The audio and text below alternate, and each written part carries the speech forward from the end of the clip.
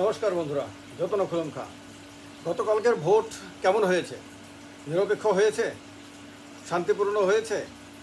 বাধা বিঘ্নহীনভাবে হয়েছে? কোনো ধরনের সমস্যা মুক্তভাবে হয়েছে? কিভাবে হয়েছে? আপনি কি ভোট দিতে পেরেছেন? কিভাবে পেরেছেন? কোনো অসুবিধা হয়েছে কি? নির্বাচন কমিশনের লোকেদের, ভোট কর্মীদের নিরপেক্ষতা দেখেছেন না পক্ষপাতিত্ব দেখেছেন? কমেন্ট বক্সে কমেন্ট করে জানাবেন।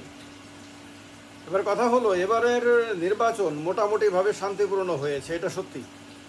এর জন্য যাদের যাদের দায়িত্ব তাদের প্রত্যেকেরই প্রশংসা পাওয়ার যোগ্য, এ ব্যাপারে কোনো সন্দেহ নাই। নির্বাচনে লাশ পড়বে না, নির্বাচনে বাড়িঘর জ্বলবে না, নির্বাচনে হামলাবাজি হবে না, হুজ্জতি হবে না, এটাই স্বাভাবিক। এটা যদি না হয়ে থাকে তাহলে এটা অবশ্যই প্রশংসার, হয়ে থাকলে অবশ্যই এটা নিন্দার না, শুধু ঘৃণার। এবারে কোনো লাশ পড়েনি, এবারে কারোর বাড়িঘর জ্বলেনি, এবারে কোনো হামলা হুজ্জুতি হয়নি। হয়েছে এরকম কোনো মেজর খবর অন্ততপক্ষে জানা যায়নি। সুতরাং এটা অবশ্যই প্রশংসাযোগ্য। এই প্রশংসার দাবিদার নির্বাচন কমিশনের এবং নির্বাচন কমিশনের পাশাপাশি পুলিশ প্রশাসন সবারই। কিন্তু নির্বাচন কি নিরপেক্ষ হয়েছে?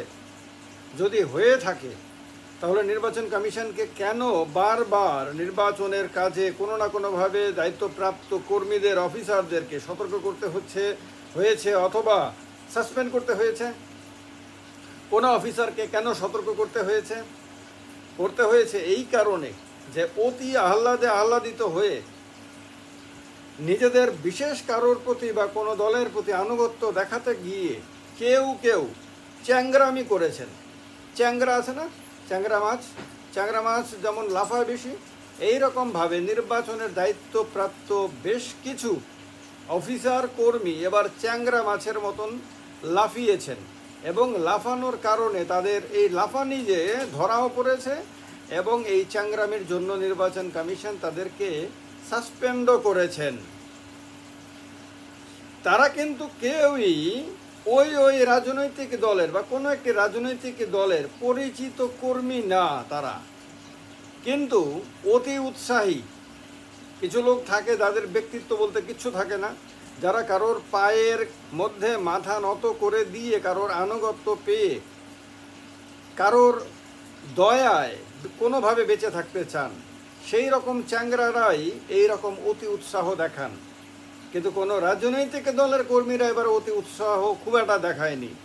যদিও বাড়ি বাড়ি গিয়ে ভোট দিতে না যাওয়ার জন্য ভদ্রভাবে এবার খুব একটা ধমক টমকের কথা শোনা যায়নি, কিন্তু ভদ্রভাবে তাদেরকে না করে আসার ঘটনার অভিযোগ এসেছে। যেমন একজন আমাকে বলেছেন, তার বাড়িতে গিয়ে একদল মোটামুটি 40-50 জনের মতন গিয়ে জিজ্ঞেস করেছেন নরেন্দ্র মোদীর কাজ কেমন লাগে। তো বাড়ির মানুষ স্বাভাবিকভাবে বলেছে যে নরেন্দ্র মোদীর কাজ তো ভালোই লাগে, তিনি তো খারাপ কিছু করছেন না। বলতে ভালো লাগে? হ্যাঁ ভালো লাগে। তাহলে আর ভোট দেওয়ার দরকার নাই, তাহলে আপনারা কালকে বাড়িতেই থাকবেন। এইরকম নাকি ঘটনা ঘটেছে কোথায় এরকম অভিযোগ। এখন এগুলি সত্য মিথ্যা সে তো আর একটা ব্যাপার। কিন্তু অনেক জায়গাতেই ভোট পোলিং এজেন্টকে ঢুকতে না দেওয়ার অভিযোগ, পোলিং এজেন্টকে ধমক দিয়ে চুপ করে রাখার অভিযোগ, পোলিং এজেন্টকে বার করে দেওয়ার অভিযোগ, কোথাও পোলিং এজেন্ট যাতে কেউ না হয় তার জন্য গিয়ে ধমকানি বা তাকে ভদ্রভাবে বা নানানভাবে তাকে ইঙ্গিত করা ইত্যাদির অভিযোগ এসেছে। সব জায়গা থেকেই কম বেশি এসেছে। কিন্তু বাই অ্যান্ড লার্জ 2019 সালের লোকসভা নির্বাচনের সঙ্গে যদি তুলনা করি তাহলে বাই অ্যান্ড লার্জ এবারের নির্বাচন কিন্তু অনেক বেশি মিনিংফুল ছিল। আমি নিজে ভোট দিতে গিয়ে দেখেছি ভিভিপ্যাট মেশিন ছিল এবং ভিভিপ্যাট মেশিনে লক্ষ্য করেছি ভোট দেওয়ার পরে আমি যাকে ভোট দিয়েছি তার নাম সহকারে একটা স্লিপ বেরিয়েছে, বাইরে বেরোয়নি, কিন্তু সেটা ওই স্ক্রিনের ভেতর দিয়ে দেখা যাচ্ছে। লাইটটা অনেকক্ষণ জ্বলেছিল এবং লাইটটা নেবার আগেই সেই স্লিপটা কিন্তু নিচে বক্সে পড়ে যায়। ফলে এই যে ব্যবস্থাটাকে সন্দেহ করার কোনো কারণ থাকে না। পেছনে জানালা বন্ধ ছিল। নির্বাচনের দায়িত্বপ্রাপ্ত লোকদের ভূমিকাও সঠিকই ছিল। কিন্তু সব জায়গাতে সঠিক ছিল এই কথা যদি বলি তাহলে ওই যে অভিযোগগুলো সেই অভিযোগগুলোর সঙ্গে মিলবে না। কারণ আমার দেখা একটি বুথ, কারণ একটি বুথে আমি ভোট দিতে গেছি, বাকি কেন্দ্রগুলোতে ভোট দিতে যাওয়ার কোনো অধিকার নেই। সুতরাং সেই জায়গা থেকে যাদের যাদের অভিজ্ঞতা হয়েছে, যারা যারা যে যে জায়গাতে ভোট দিতে গেছেন অভিজ্ঞতা হয়েছে, সেটা অবশ্যই কমেন্ট বক্সে কমেন্ট করে লিখে জানাবেন। তবে ডেফিনেটলি হিংসা না হওয়া, লাশ না পড়া, বাড়িঘর না জ্বালানো, দোকানপাটে হামলা না হওয়া, এইটা একটা বড় এই ধারা, এইটা যদি একটা নতুন ধারা যদি সৃষ্টি হয় এবং এইভাবেই যদি আগামী নির্বাচনগুলো চলতে থাকে, তাহলে আমি বলবো যে ত্রিপুরা দীর্ঘদিনের একটা কি বলবো বাজে, নোংরা, ঘৃণ্য পরম্পরা থেকে বেরিয়ে আসতে শুরু করেছে। যদি এরকমটাই হতে থাকে, বিধানসভা নির্বাচনের আগে পরে প্রচুর বাড়িঘর জ্বলেছে, প্রচুর বাজার হাট জ্বলেছে, দোকানপাট পুড়েছে, বহু মানুষ আক্রান্ত হয়েছে।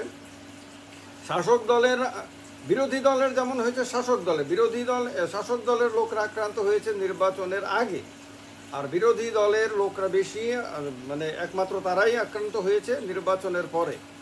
কারণ নির্বাচনের পরে শাসক দলের লোকদের ক্ষমতা আবার ফিরে এসেছে, আবার তারা উচ্ছ্বসিত ফলে এগুলি ঘটেছে। কিন্তু এইবারের নির্বাচন এটা হয়নি, যেটা গতবারের নির্বাচনে 2019 সালের নির্বাচনে কিন্তু সিসিটিভি ভেঙে ফেলার অভিযোগ উঠেছিল, ভোটদান কেন্দ্রে গিয়ে কেউ দাঁড়িয়ে থেকে কাকে ভোট দেবে সেটা দেখিয়ে দেওয়ার অভিযোগ উঠেছিল। সেগুলি ব্যাপকভাবে হয়েছিল এবং যার কারণে ত্রিপুরা রাজ্যে না শুধু ভারতবর্ষে বোধহয় সবচেয়ে বেশি আপনার পুনরায় ভোট রিপোল ত্রিপুরাতেই হয়েছিল। তো এই ঘটনা এবার ঘটেনি, এবার এত ঘটেনি, কিন্তু যতটাই ঘটেছে, যেটাই ঘটেছে সেটাই যদি না ঘটতো তাহলে নির্বাচনে যেই দলই বিজয়ী হোক না কেন গৌরব করতে পারত।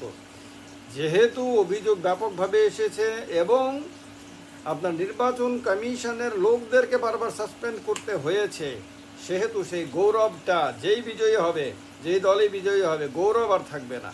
ফলে একেবারে 100% নিরপেক্ষ ভোটে নির্বাচিত হয়ে 100% সঠিকভাবে অবাধ ভোটে নির্বাচিত হয়ে কোনো দল পার্লামেন্টে যাবে, সেই কথা বলার আর বোধহয় সুযোগ থাকবে না।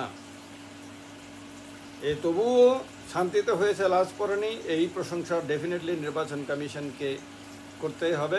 বাকি আপনাদের কি অভিজ্ঞতা হয়েছে, যে যেখানে ভোট দিয়েছেন কি অভিজ্ঞতা হয়েছে কমেন্ট বক্সে কমেন্ট করে জানাবেন।